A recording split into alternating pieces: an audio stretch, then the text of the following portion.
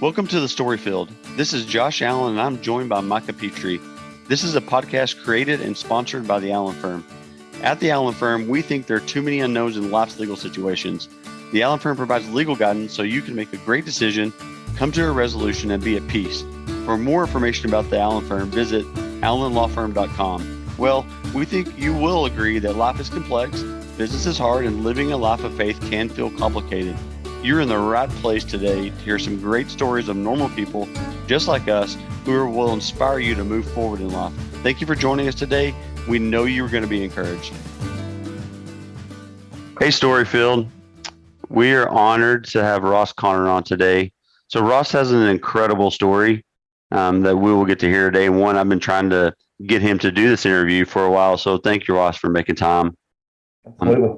I believe your story will really ignite people's faith. I mean, and Ross, personally, I have a deep respect for you and how you live your life, how you love your family and community and follow Jesus. So I'm just grateful for you being here. So let me do just a high fly bio.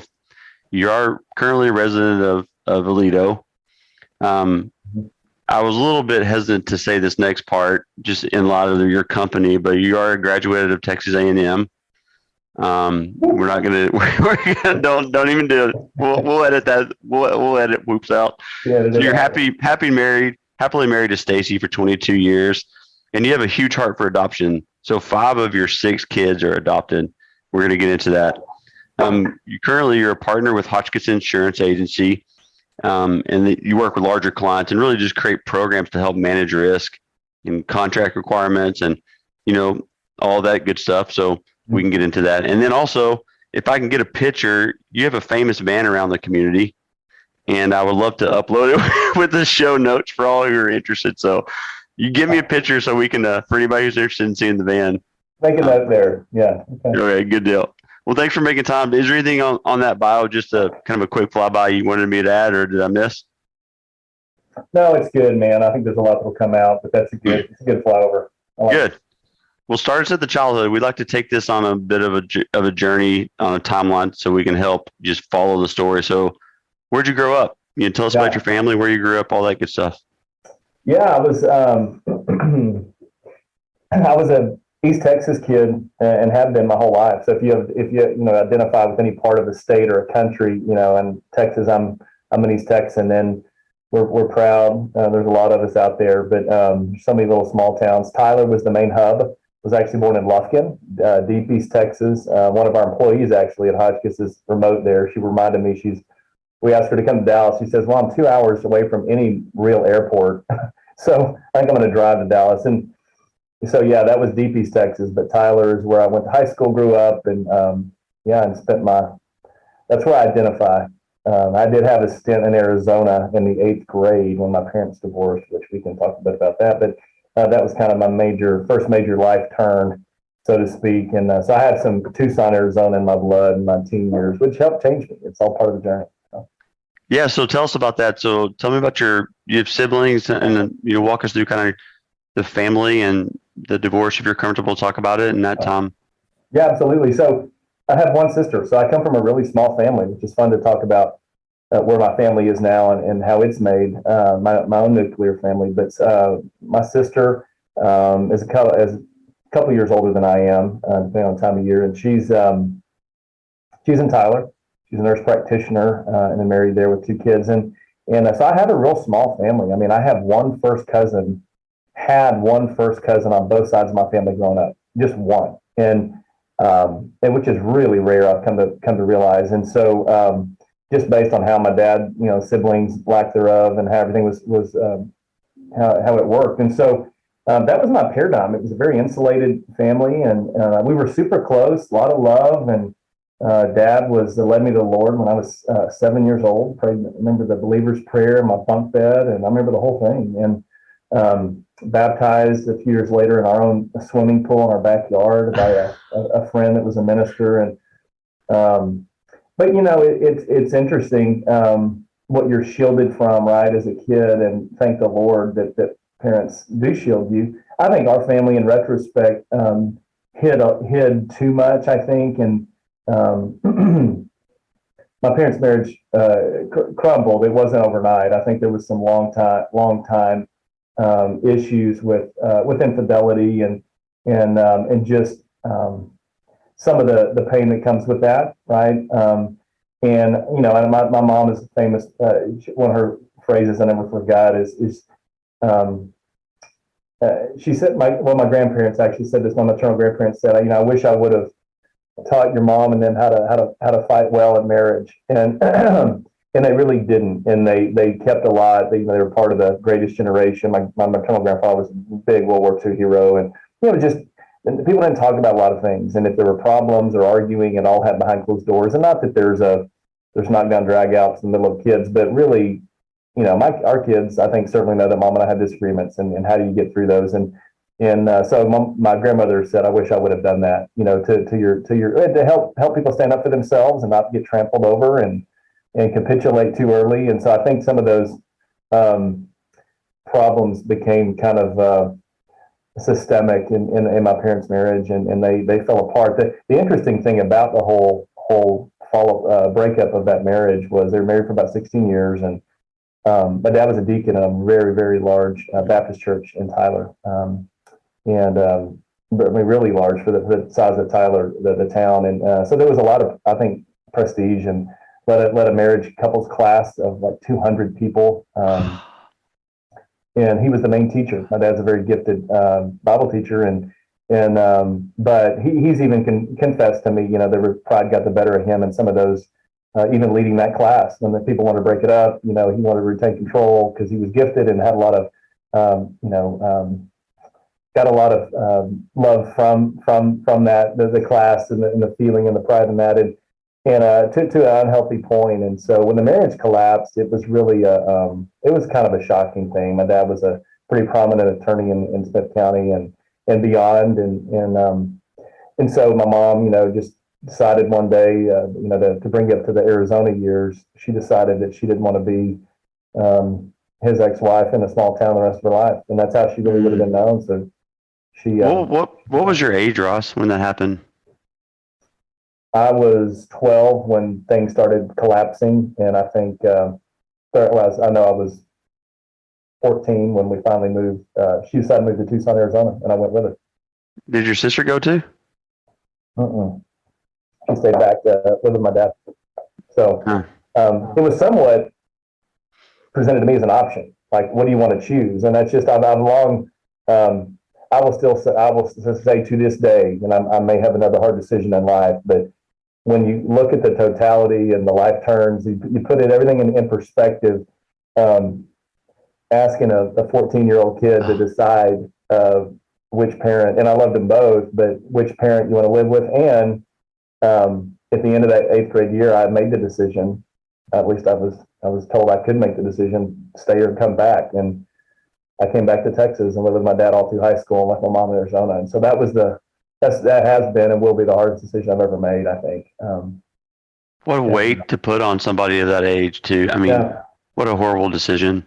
Well, there was a lot of love and no abuse, and I'm not a kid with a big dad wound and dad story. My dad told me he loved me all the time, very affectionate. My mom, same way. I mean, I had, so that's what I think made it even harder. It wasn't like, I'm leaving. It wasn't easy, obviously. And all my summers were spent out there, a lot of neat memories in Arizona. So I definitely went back, but it's just hard, you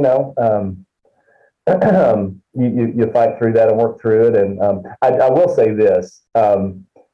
I think part of the way I'm wired and always have been, that was such a defining factor that I matured pretty early, traveling alone through airports, navigating, and just kind of emotional maturity, I think, hit me pretty early because it had to be. And I certainly cratered that year. I mean, I had my cratering moments, and I remember things I did 8th and 7th grade, just trying to figure things out, and I was spinning a little bit, but I had to kind of grow up early, I think, because of all that.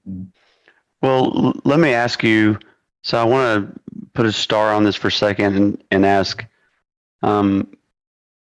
you're a believer, you're a follower of Jesus. Have you ever been led to kind of go back and like heal from those time periods in the past? Was there ever a time like, I'm just wondering, kind of spiritually speaking, with your relationship with the Lord, has he taken you back to like heal from those? I mean, that had to be And I think the reason I'm asking Ross is because I know this is a real and it really impacts people even our age, mid 40s, where that back in the 8th grade, 7th grade years and those years still impact people today and they just haven't healed from it.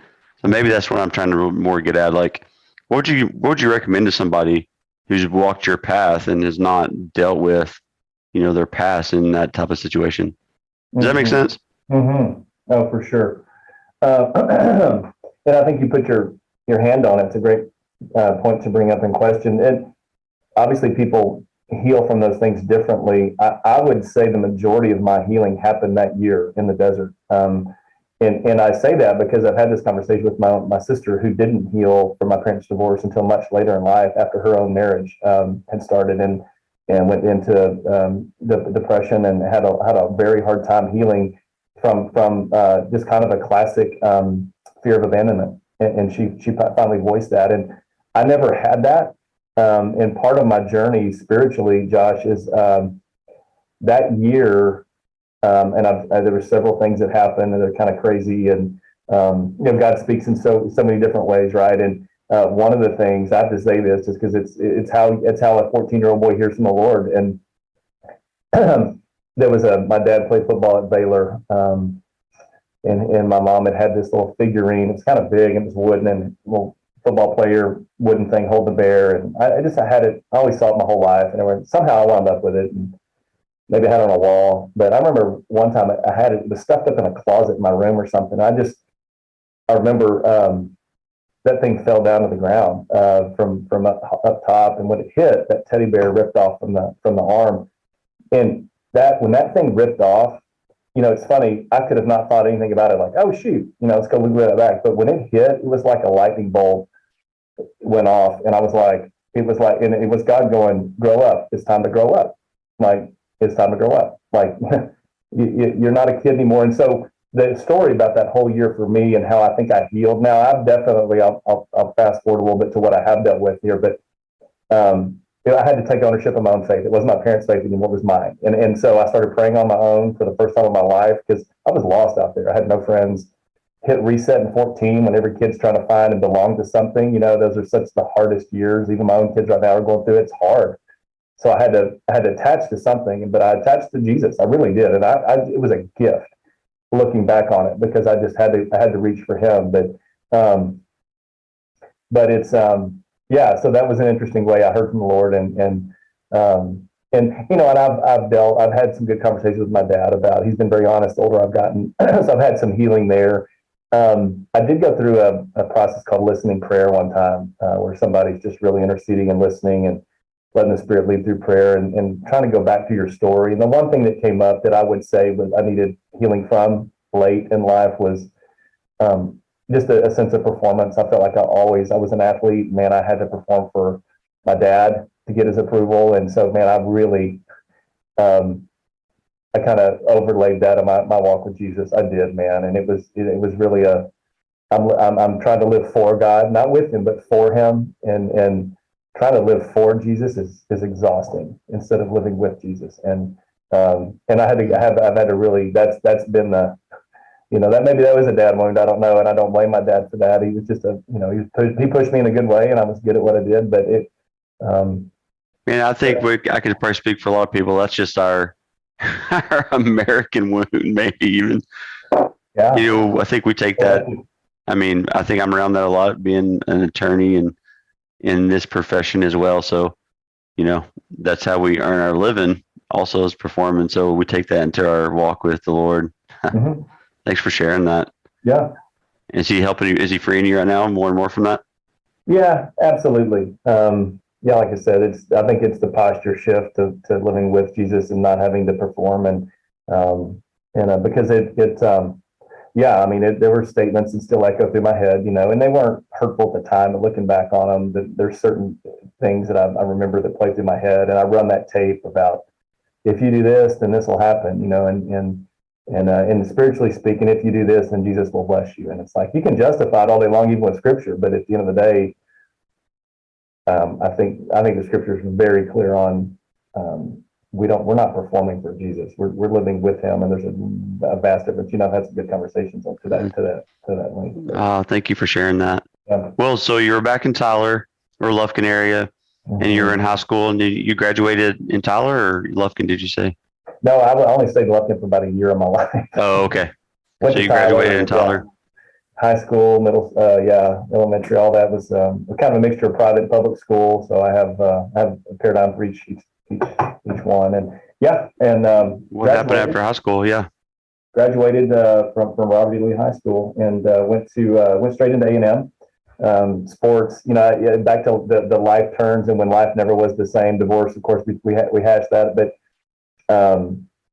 one of the biggest was I had a series of concussions in high school football, and I was really a football guy and wanted to play in college, and my dad played, and I was kind of on my way, and but I had too many concussions before concussions was really a big thing, and people knew the dangers of it, and I had 5 by the time I was a junior, and had 3, I think, that junior year, but they were kind of back to back. Like one week I'd get one the next week, because they were just putting me right back in practice, like after a day's rest, and my brain was really soft and hadn't healed. And so after the 5th one, they said, you can't play anymore. My dad was actually married at the time.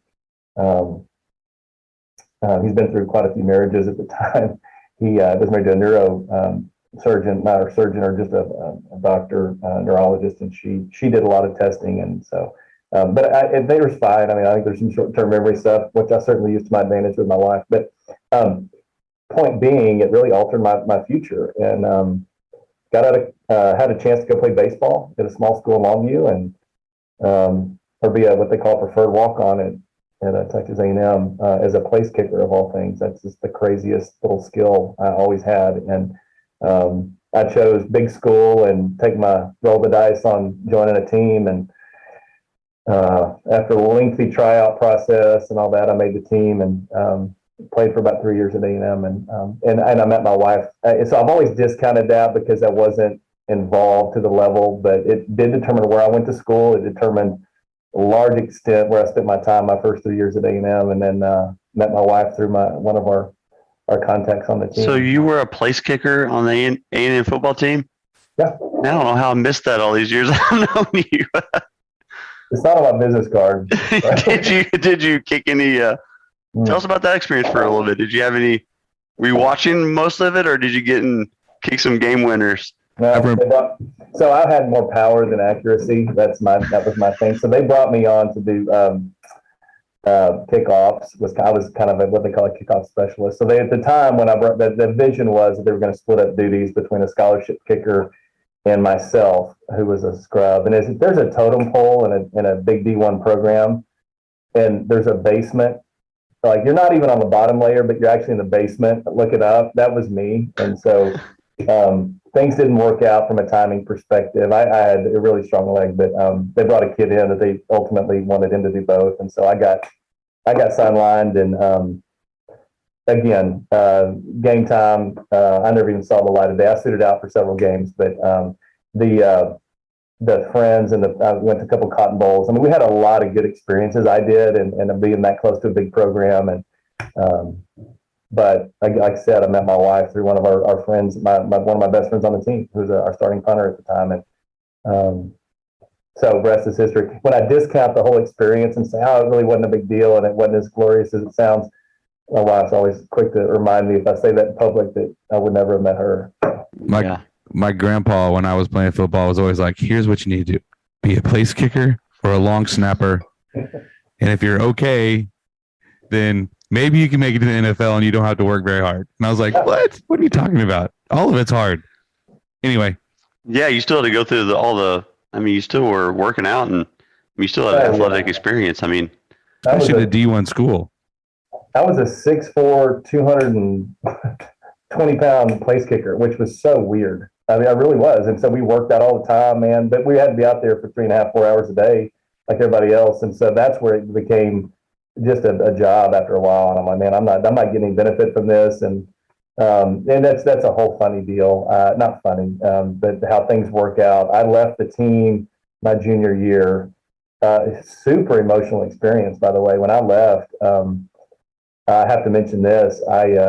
I said goodbye to our strength and conditioning coach. I got to know really well because we were in the weight room just jacking around all the time. But I remember him. He was a really good guy named Mike Clark, and he got emotional a little bit. And I'm like, so that got me going. And I walked away, and there was a group played around in my time at A&M, Jacko Pierce. Most people know Jacko Pierce, and man, they were at SMU frat boy band, and man, they were so good. So they were playing in College Station that night, and they had a campus. All those acts that played would come to campus during the day and kind of get everybody, all lathered up. And so I walked across campus, and I was crying like a baby. I mean, I had sunglasses on, and so you talk about identity. It was an identity crisis because I'd always been Ross, the good athlete. Like, no matter, I was a good student, but what gave me the most pride is when somebody would talk about, oh yeah, dude, he can play basketball, baseball, and run track, and he can do all that, and that was my identity. And so, man, so it was just your classic. If I'm not that, what am I now? And I knew I would never play competitive sports again ever. And so, dreams unfulfilled. Who am I? I mean, it just came crashing down, and I didn't stay there that long. I won't go into all the details. It was probably a week-long deal, and but I'll never forget it. I was just, I don't know what's going to fulfill me, and I was a believer. It's part of that journey. It's just like, man, we've heard that theme. I mean, that feels like, we have not interviewed a ton of people, but that feels like a pretty common theme where, especially, you get to a point where you have that crisis of belief of who am I? And I love to hear the story of what the Lord does from that. Yeah. So, continue that. So that was your junior year. Did you graduated, next year? What was your degree in? Like, what happened after graduation? Kind of take us to the end of your college career. Yeah. So, from that point forward, the last year and a half, and really the last 2 years at A&M, I got heavily involved in Brothers Under Christ. Bucks. We helped bring them to A&M. Started a chapter. A friend of mine really was instrumental, and I was good friends with him and part of the group that helped do that. And so that became a huge part, really, where I found some fulfillment those last 2 years. And so my walk with the Lord at that point, really because of Brothers Under Christ and just a close-knit group of guys, for the first time in life, every time I went to a new place, I would kind of crater. Like my freshman year at A&M, man, didn't live like I should, right? Drank too much and just didn't live the way I was supposed to. Same thing kind of in eighth grade, new place dip. Well, the first time in my life, if you're graphing it, it was kind of just an upward tilting line of consistency, and wanted doing some missions. So I had a finance degree, worked in a bank one summer before my senior year in downtown Houston, and realized I don't want to be in a banker in a big tower in downtown Houston. So I was a lot. So I was a pilot at A&M too. I'd gotten a pilot's license when I was 19, and I flew all the way through A&M. I'd flown planes at the A&M Flight Club, and it's actually how I met the guy that helped start Brothers Under Christ with me. And so I want to keep flying. My dad was like, I'm cutting you off. You keep flying, but you're going to be paying for it. So I knocked on the Navy's door, and a week before officer candidate school in Pensacola was about to start, I was accepted as a pilot candidate in the Navy. And I was a Top Gun generation kid, man. I mean, that's where the seed planted. By the way, in Arizona, my mom wasn't marrying, but was dating an F-16 instructor. So every night I'd come home and he was in his flight suit, and I'm just. You were doomed to be like that. You were going to be a pilot no matter what. Yeah, and my grandfather was a big World War II pilot, a hero. So I'm like, it was me. So man, I was going. And a week before officer candidate school, they told me that they didn't want me because of my eyesight. I failed my last eye exam before OCS. So. Can you talk about another identity potential crisis for you?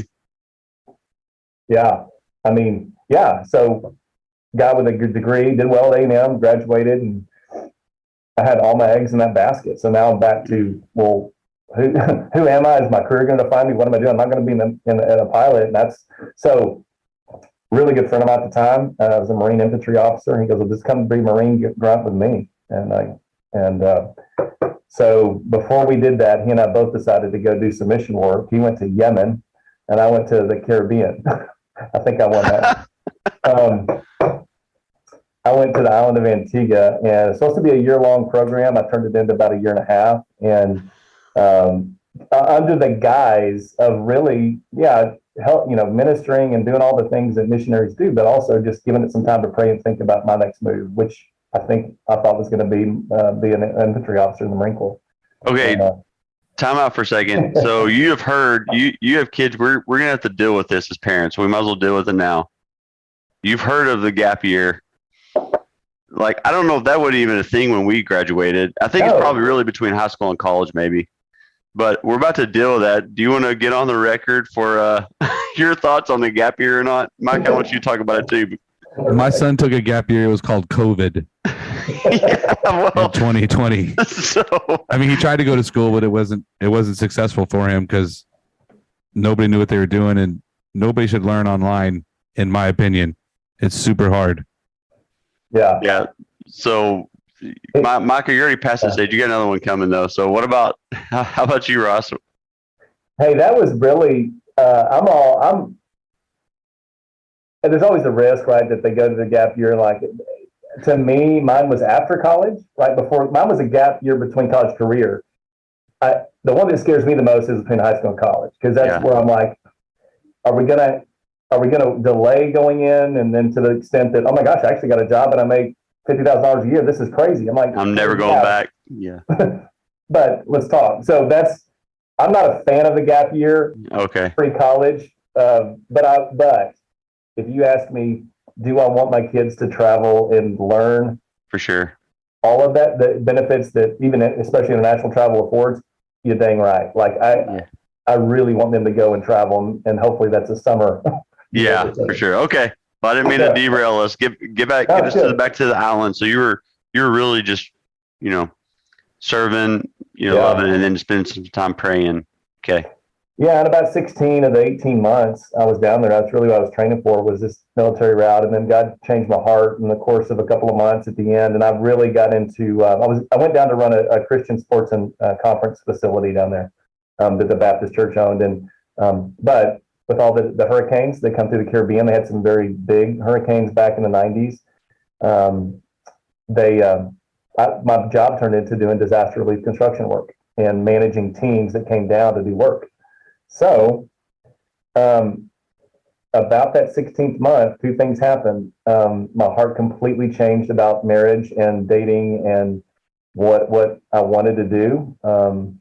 Stacy and I, my wife, had dated the last couple of years at A&M, and infamously broke her heart when I was leaving, going in the military, and said some just horrible things about trying to do the right thing, but handling it so wrong. And it's around our couple of friends. I'm famous for what I said, but we can talk about that. I have no shame. But God changed my heart towards marriage, and she was the only one I would ever consider marrying. I just wasn't ready for marriage getting out of college. And so when I was ready, he changed my heart with my career too. And I was like, well, I don't want to go to the military anymore. I want to go build things. I just did. I loved it. Put the degree on the shelf and came back to the States and started building stuff. Wow. So when you got back to the States, did you propose? I mean, was that pretty all kind of in that time frame? Yeah, things happened really fast because I got back and without the gory details, found out she was living in Montana, had forgotten about me, not forgotten, but really moved on. And I had moved on. We didn't talk for 2 years. We didn't even speak. It was over. And she literally left in a cloud of dust one night a couple of years before, just don't ever call me again. And so I bought a car and drove from Tyler, Texas to Whitefish, Montana. We're 3 days in December. And oh my goodness. I don't know if I can trace all this, but keep going. And I wound up in a motel in Whitefish after the first night. And I'd driven all that way. That's 24 or 5 hours, I believe, or 26 or something. I mean, you're like 30 minutes from the Canadian border. Yeah. Yeah. That is a long way for people who are not from where we're at. That is a long way from here. Oh, you think you've hit Denver and you're like up north? You hadn't even started when you get to Denver. Yeah, so I after the little bit of time I saw her that first night. Of course, she was wondering why I'm coming up, and she had no idea. I was going up to just profess my love and tell her I'm going to spend the rest of my life with her. That was the purpose of the trip, right? And pursue her, like she'll tell you, I was always waiting for him to do that, right? And I never did it before. Took her for granted, and it was bad. But in that motel room that first night, my big old frame was sitting in a tiny little bathtub, and it was freezing, right? It's December in Montana, and I'm in a 2-wheel drive economy car, and I was going to leave. I was so scared, and I hadn't told her what I felt. And I was like, she's over me. And the enemy was just like, just get up and go home tomorrow morning. Don't even say bye, which is what I was determined to do. Like, I'm not going to put myself out there. She's over me. I'm done. So I was going to leave at about 6 o'clock that morning and head back. And I just got there the day before, but I felt I just had a strong sense, Lord's leading to stay and at least tell her, even if and I just put it out there. So that night, the second night on a couch in her house she was staying in, I put it out, man, and heart beating through chest. I mean, sweat. Why is it that hard? It shouldn't be that hard. I mean, now you think, oh, you got to bear your emotions. Okay, fine, I'll do it. But back then, and so I did, and she responded with, "I've been waiting 5 years, for you to say that." Those words. Oh my goodness! It was just like it was. How old were you? Happened really quick. How old were you? Do you remember like when on that trip? 23, 24. Yeah. So then y'all, Oh yeah. from there it was engagement, marriage. Yeah. Wound up spending 7 days up there. We got to know each other again, and within I don't know, I think within 6 months we were engaged, and we always said if we got back together, if we ever did, it would be super quick, and it was just like, all right, we know what we need to do. Let's go, and big wedding, all that stuff takes a lot of time to plan, but yeah. Did you go to Glacier National Park while you were up there? It was December. It's probably all closed. Oh no, we did. We went to Avalanche Lake and Glacier. I remember that it was freezing and among the grizzly bears. Well, they were hibernating, but yeah, there's signs. Man, that is a great way to. That's a good story. I appreciate you sharing that. Mm-hmm. So you got home, got married. Is that when you got into construction? Like, I did. Where'd you move back to? Like after marriage, where were you living? Austin, Texas. I started our career in Austin, and went to work with a family friend of theirs who worked for a national home builder, and worked with him for 6 years, David Weekly Homes, actually, and had a great experience with them. I mean, great. Loved it. Loved the training. Loved the way he runs his company. Got to know him and got into management towards the end of my career in Denver, and ran construction and warranty for them. And yeah, and then the Lord called. I say Lord called. I had a strong desire to do my own thing and not be. I felt kind of limited, and the ceiling. I kind of looked ahead 10 years, and kind of the reason I got out of banking. I kind of felt like you're going to peak pretty early, and then just kind of. And so I had just different visions and dreams, and so I started my own deal in 2004, and so that was 6 years. So my building career was about 12 years total. And when I started my deal, Josh, it was back in Tyler. I went back and moved from Denver, moved the family back, and started at my hometown, and didn't want to become, but I wound up becoming a custom home builder, and kind of left the production housing industry, which is what I probably should have stayed doing. I wouldn't be talking to you today probably if I had stayed doing that, but I wound up becoming a custom home builder. Who in a million years? I mean, I like to think, talking to the college Ross, saying, hey, around the 2004 to 2000, time period, you're going to be a custom home builder. Oh, that has to make you smile a little bit. Never in my wildest dreams. Yeah, I didn't. My dad was an attorney and not very mechanically inclined. He'll tell you, and I didn't grow up knowing that a 2x4 wasn't really 2x4. I mean, I didn't know anything. Yeah. And so I think that's why I fell headlong into it. You'd be an accounting finance guy in college. The numbers.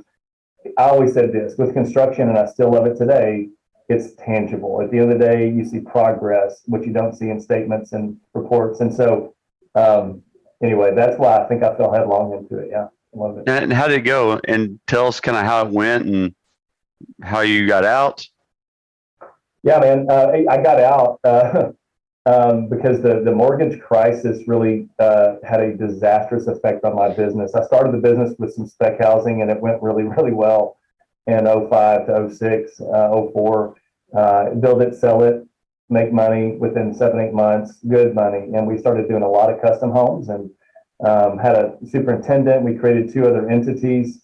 I had been in bigger cities building and saw just some subcontractor type opportunities that weren't in Tyler. I was like, oh, we could do this. So we created entities doing some different things and had a couple of partners in those things. But man, at the end of the day, the mortgage crisis really, once it finally hit in East Texas in 07, 08, the phone just didn't ring. I mean, it's not always said, oh, it's an asset. If you build a spec house, it's an asset. It doesn't matter what you have to discount it for. That's not true. I mean, if you're in a market, especially a regional market without a lot of volume, the phone just doesn't ring. People aren't going, hey, I know you're offering 450, but man, will you take 300? Those conversations never even happen. And so at the end of the day, Josh, I was faced with 4 or 5 large spec homes that had about 3 birthdays of being unsold. And the interest carry on those was absolutely unbearable. And of course, the custom stuff dried up too. And there was no end in sight. And finally sold them all at a discounted below principal price. And the bank worked with me somehow. But I had a bunch of debt I couldn't satisfy. And I filed bankruptcy, personal and corporate. Actually, after I had started a new career in insurance, it was a very difficult transition into insurance at the time. I was actually working at Hotchkiss and got served with a lawsuit or 2 about people wanting me to do stuff. And it was unbearable. And so I told some good godly counsel, people just said, hey man, that provision in the code is there for a reason. And I was trying to make a new life for myself of being drugged back to East Texas nonstop to help try to hire attorneys to go prove I didn't have money and pay attorneys I didn't have money to pay them. I mean, it just, at some point you get in the box, you look around and go, there's no way out. And no regrets. I mean, there's some things that I definitely, in holes that I've, as a man of God, I feel like I still need to fill from those days, and I'm committed to do those. But God's blessed the new career, and we can transition there. But everybody has a struggle. We've talked about divorce, we've talked about identity stuff, but we didn't have a health issue in the family. It was a financial issue, and that was our cross to bear back then. And it was marriage came through fine, but there were moments where my wife was definitely, she'll tell me back then, she resented me during that time towards the end because it was so bad. And I was really kind of mavericking deals without her counsel at all. I was just out, I'd come home and say, I bought a lot today. And she's like, what I didn't tell her was, I just spent $60,000 of our money without consulting with you. And so when the music stopped and there's no chair for us, that's where she was like, it was a massive lesson to learn about partnering. And Oh, I know there's so much to go here. Well, let me ask this. Where did you see God show up in the middle of that? Because that would have been the worst time. I mean, I think that could be worst case scenario. It is worst case scenario when you're a business owner. Some kind of crisis happens, the faucet goes off. Where did you see the Lord show up? In Stacy's grace, in that thing. I mean, it wasn't. You can't just say, "Oh, Ross, I had people go, man, it's not you. It's this mortgage crisis, and it's the economy." Well, I didn't enter that time. I didn't prepare for it. I mean, I went in with a full head of steam and took too much risk, and so I made poor decisions. I can't absolve myself. So her grace to get through that is where the Lord showed up. The unspeakable kindness of people who I'll never even know their name when we had zero money. I mean, nothing that came through for us, family included. Family did come through for us and through loans, and had to pay back family loans over the next 4 to 5 years as we were trying to save the business. And there's a lot of details in there. And my dad saying, what happens if I loan this money and you go bankrupt? I was like, oh, Dad, don't worry about that. That's not going to happen. Well, it did. So I paid that back over a course of a number of years, and he was gracious to never put undue pressure on me, but I definitely wanted to pay back, and I did. And so just all the grace of people, Josh, I think is the main thing. And man, the family was growing at that time. So, the whole adoption and the foster kids and that whole journey started during that time. And I'd literally come home to a nest of birds and I didn't have money to feed them. And got a random check in the mailbox when we needed it. I sold a shotgun one time for gas to be able to put gas in my car to drive to Dallas to sell insurance one day. I mean, there's so many little points along the way. So. Well, man, I know we may just have to do a part two because I do want to get into. I want to get into adoption. I want you to talk about that. So Yeah. you have 6 kids. You do have a lot of mouths to feed, a lot of birds, a lot of arrows. So tell us how you and Stacy got into that, kind of that journey, and then I do want you to talk about like what's that like. I mean, when you describe the journey, tell us the real struggles, the real amazing joys, and what you learned in this type of thing. Yeah. So, a small family paradigm, right, is what I had growing up. And so, didn't even have a grid for a large family, didn't even want a large family. And so, we had trouble with fertility. And we conceived and had Jack, our only biological child, who's 18 now. We had him in Denver when I lived up there in the building.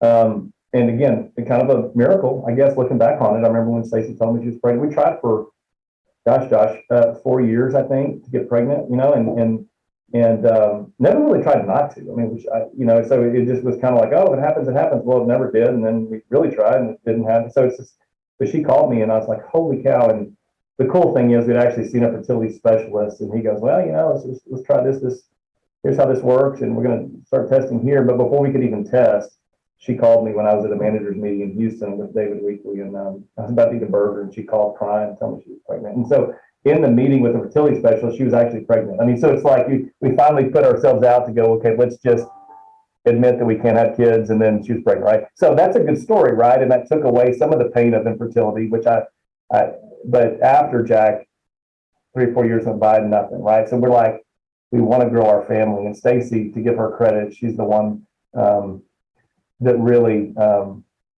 looked at adoption early on and was like, hey, I really think this is the way. And the real story behind fostering was there was a time with my home building business, we were making really good money, and Brad and Angelina Jolie literally had just started adopting their kids from Ethiopia. So that was in the news and everybody started thinking about international adoption, right? A lot more than they had. It was just on the national consciousness because of celebrity couples and stuff. So again, we were kind of like, well, you know what? Why don't we look internationally? Because there's a lot of kids that need homes, and we did. And so God closed every door. I even went to some countries to visit, to investigate, and over the course of the next year, just boom, boom, boom, boom, boom. He just guided you. Ethiopia, China, Guatemala. I can go down the list of the ones where they just, for various reasons, closed. And so coming back from breakfast one morning, there was a huge red sign on Broadway in Tyler that said, learn about foster care here, with an arrow. And my wife just hit me. And she's like, no, turn. And I just kept driving. I was like, nope. I got about another block. And as I usually do, I turned around.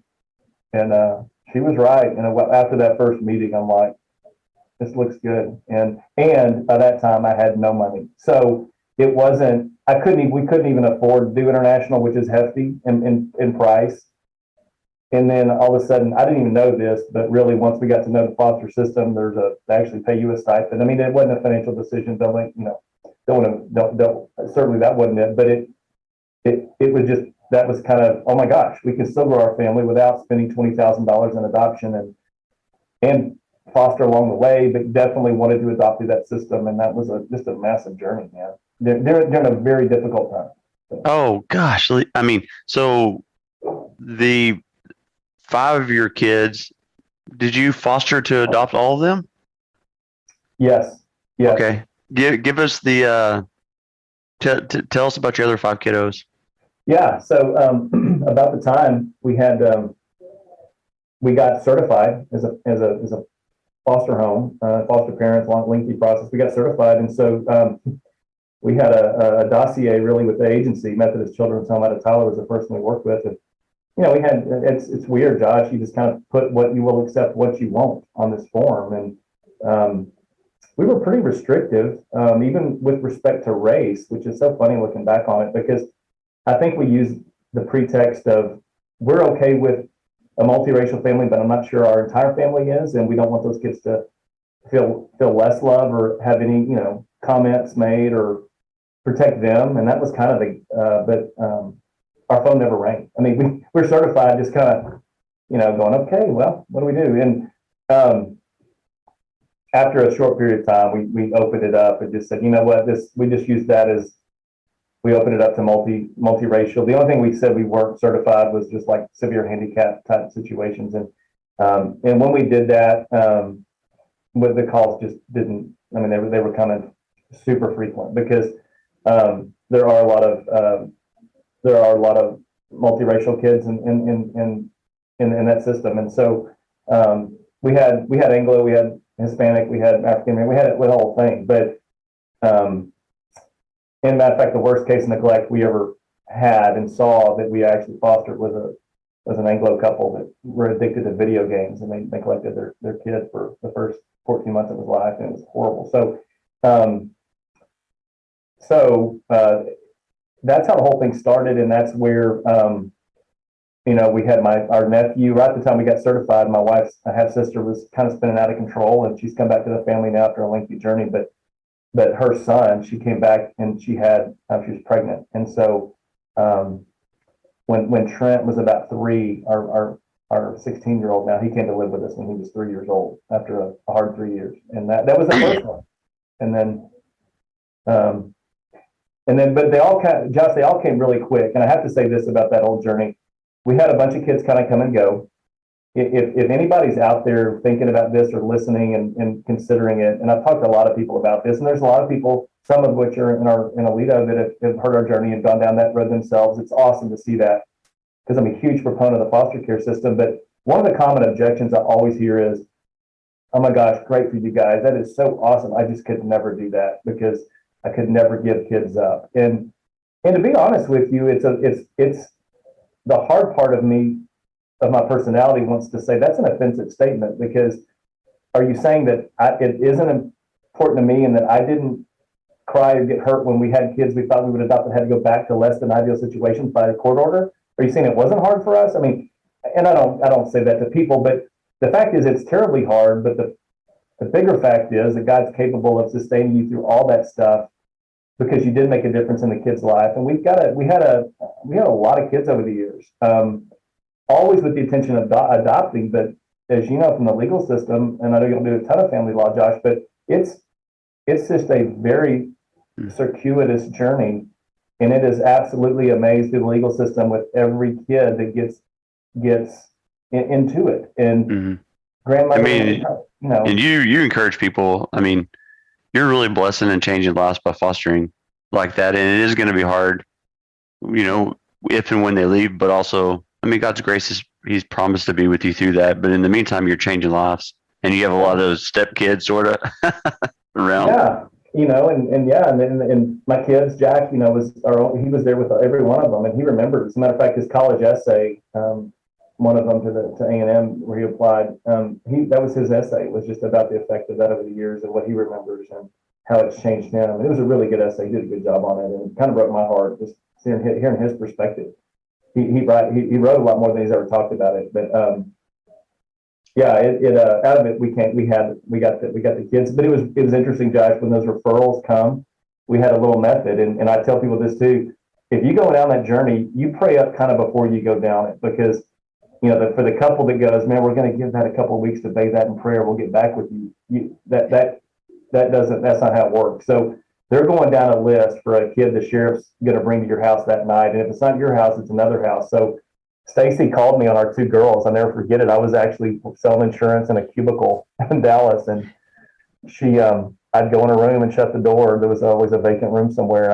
I'd pray for 5 minutes after she told me the opportunity. And we always came back after 5 minutes, and we would call each other and said, if we both say yes, yes, if one says no, no. And with our girls, so you make lifelong decisions really in about a 5-minute stretch. And I know. So on the girls, it was yes, we're in. And the hard part there was there were 2 girls, and we're like, oh my gosh, like we kind of wanted a girl. We didn't have one, and we had a couple of kids at the time, and so we go, So I drove home that night and met Rain and Ellie, and there when they got out of the car, and so they're 15 and 13 now, and it's just, I look at the whole thing and sometimes and I'm like, okay, tell me. So 15 and 13. So Jack, Trent, Ren, and Ellie, and then who's your baby? She's probably Hank. Jonah and then Hank. Yeah. Oh, okay. Jonah and then Hank. Yeah. Hank's funny. He came at a year and a half old, and it was the caseworker of a couple in Aledo, David and Nikki Rapp, who are dear friends of ours, and they started down the journey as well, and they've adopted 4 kids out of the foster system, and it was their caseworker, actually. They returned the favor, and she had Hank, and we prayed about that one for a long time, because I thought our family was done, and then God totally changed my heart, and I wouldn't have it any other way. He's awesome. 6 requires you to get a bigger van that's kind of famous around town. So it does. Yeah, I think the five does too. So, how would you encourage somebody who's having a hard time right now? In the adoption process, or in the middle of it. I've adopted, and this is not as easy as I thought. I would encourage them to, the primary relationship in that whole thing is with your spouse, and outside of walking with Jesus, of course, it's the spousal relationship. And so if one is ahead of the other, which that was our case, but Stacy was gracious enough to never prompt, hey, and not get too far extended and wait on me, which took me a little longer in most of these cases, because I was working full time, busy, and go and high motor, and oh wait, I'm loving here, but we're going to add more. I feel like I'm juggling plates. You just putting on me. So I had to get just a piece of my spirit. So you got to be on the same page with your spouse, and it's just what I've come to know too, and we're far removed from those early years. Obviously know that it's a lifelong decision. So people can get real excited back in the day when they're younger and full of energy, but you have to realize, yes, no, these kids are going to be teenagers and adults, and we're going to be grandparents to a lot of kids now. I love the prospect of that, but I'll be lying if I said it hasn't hit me recently, just the long-term nature of a large family that we made decisions about way back then, right, when we were just kind of young and a little bit naive, but Josh, the story today, really, if you want to know where I'm at with everything, is we're getting into the teenage years when a lot of kids' stories, my own story I've shared in this podcast, a lot of their stories are much different than my kids even, and so they're starting to package some of those stories, and it's been difficult to walk through that with them and get them to make sense of it when puberty's competing for their attention more than I am, and or has more of their attention than I do, than they do towards me. And so it's and that's been hard. I mean, it's back to, and you know, I've talked a lot about moment by moment walk with Jesus, and the listening as much as the talking, and meditative prayer has been my. Yeah. And how do you, I want to talk about that for a minute. Currently in your relationship with the Father, with God, like how are you guided? But because, I respect you and I appreciate, your relationship with him in that capacity, but tell us, because you're navigating teenage years and you're navigating, things, and you need guidance. Mm-hmm. How do you, and you guys started a church too. We didn't even mention that during COVID. So, but how do you hear from the Lord and receive his guidance in that capacity, just for practical issues? Yeah. Well, it's different than it used to be, right? So it used to be a lot of talking and waiting, praying scripture, at times, but also just praying what's on my heart. And those types of prayers, I think the Lord honored over the years, and they were effective. It also got me pretty, at times, I grew weary of praying, I think, because, you don't necessarily see immediate results from prayer, but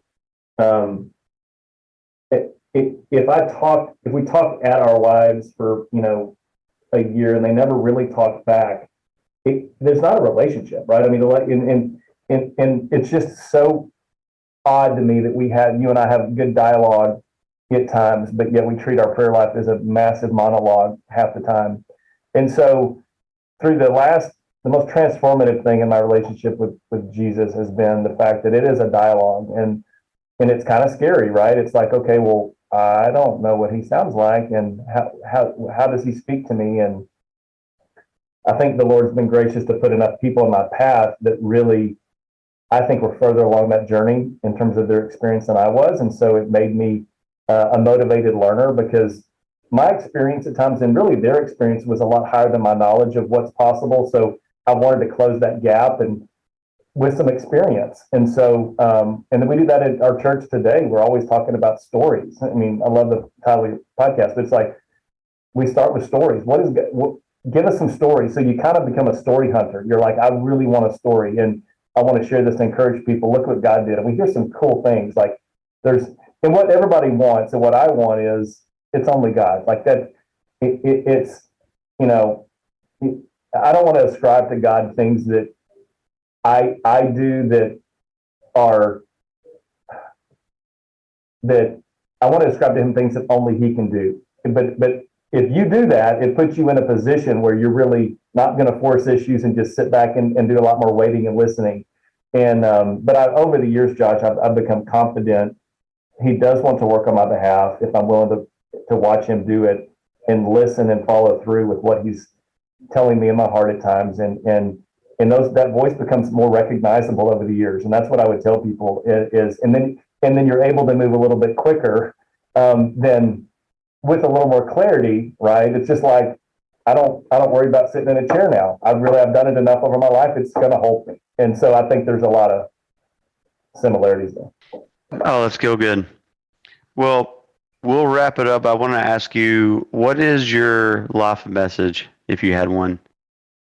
We always tell people, I mean, it's a hard question because I'm just surprising that with you, but top of mind, what comes up? If I had to tell, like, hey, this is a life message, it's not full, but this is just what comes to mind immediately, what would you tell people?